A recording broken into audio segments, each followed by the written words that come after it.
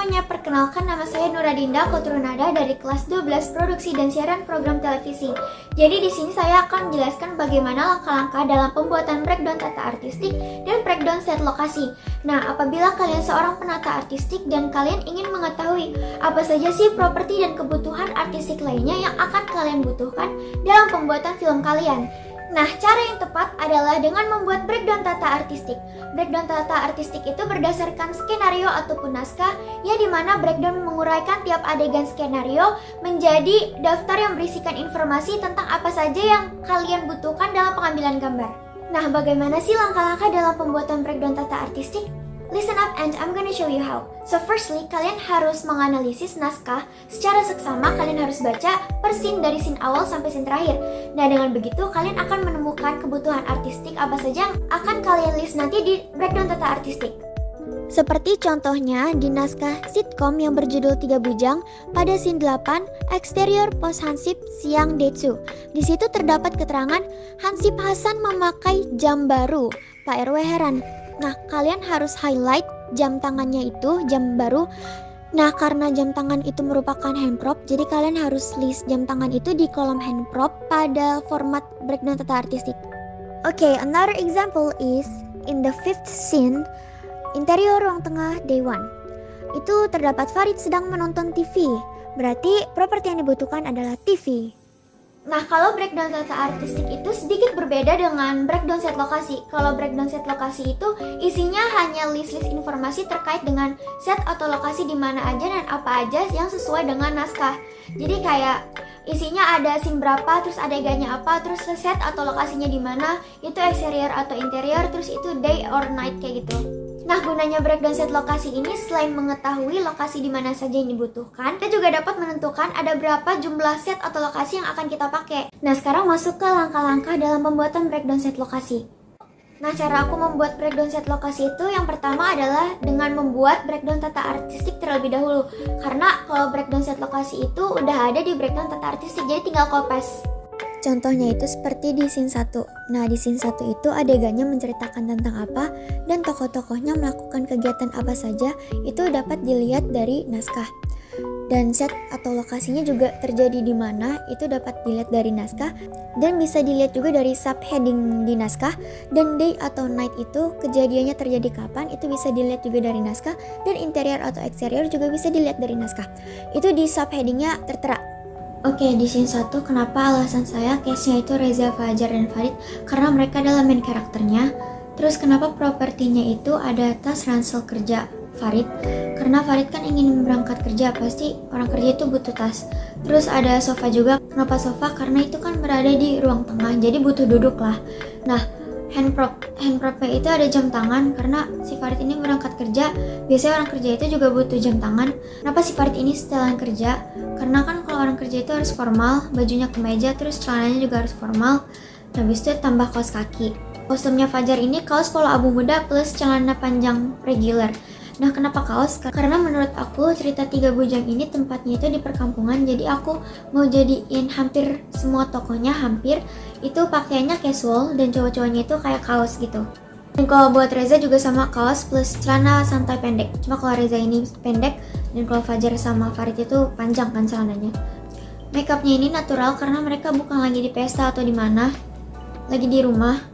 Soundnya itu ada sound efek kicauan burung karena kayak di awal cerita suka ngeliatin establish dulu kan. Nah, di establish itu bakal ada sound efek kicauan burung pagi-pagi. Karena ini juga pagi-pagi. Habis itu lanjut ke scene 2. Asti ini termasuk main karakter menurut saya karena dia sering diceritain. Ekstrasnya ini ada ojek sama orang lewat. Kenapa orang lewat? Karena dia kan berada di halaman depan. Nah, kalau di halaman depan nggak ada orang lewat itu kayak aneh aja menurut saya. Jadi aneh dan juga sepi.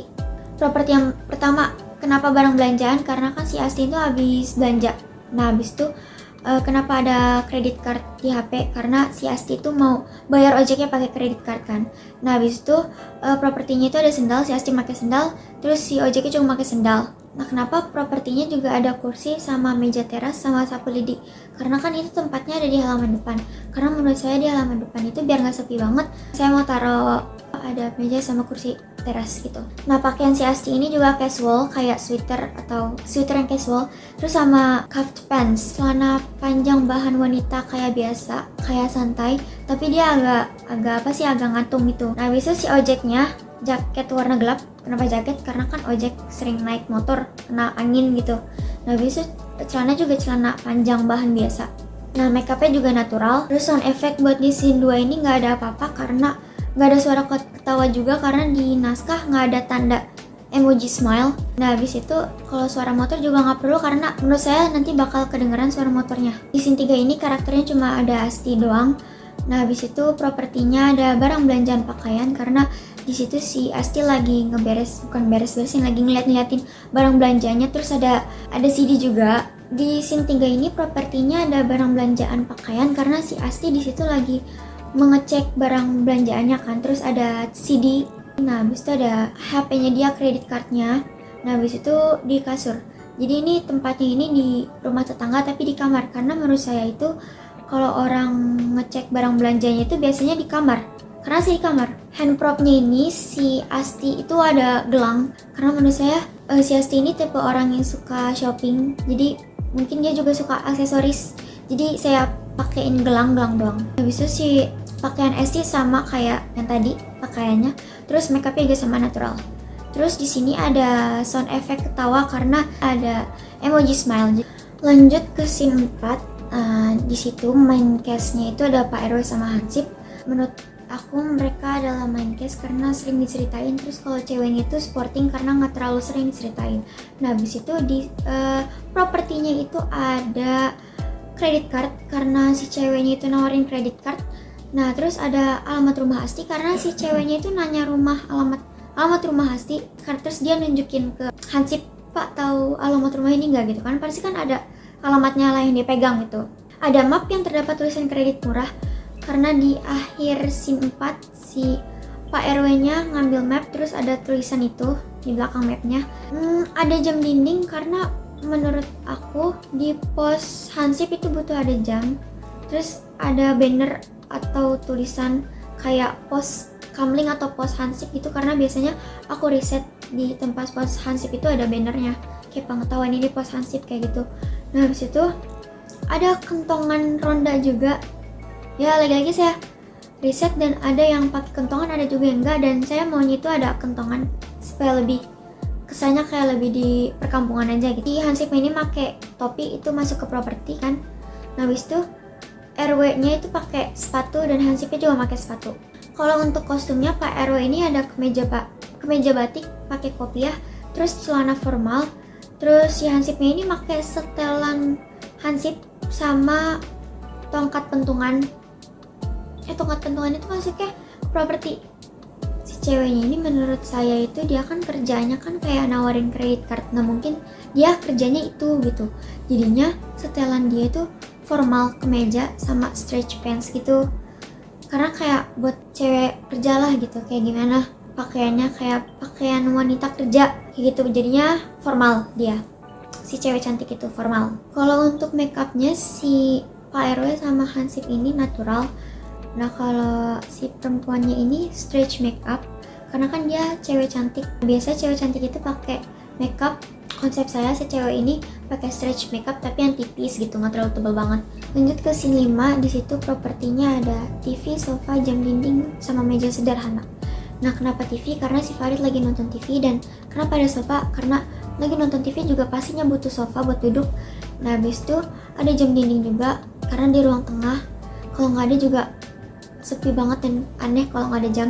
Nah, habis itu ada meja sederhana juga supaya tidak terlalu sepi, dan ya biasanya juga ada meja buat naruh-naruh barang gitu. Kostumnya ini si Farid pakai kaos warna navy, habis itu celana bahan pendek, terus si Fajar pakai kaos polo abu muda dan celana bahan panjang regular, dan Reza pakai kaos celana santai pendek. Alasannya karena mereka lagi santai di rumah, lagi nonton TV, nggak ngelakuin apa-apa. Dan ya biasanya kalau orang lagi santai kan cowok makainya kaos kan di rumah. Ya udah. Abis itu makeupnya natural, nggak ada yang pakai makeup. Abis itu ada sound effect ketawa karena ada emoji ketawa.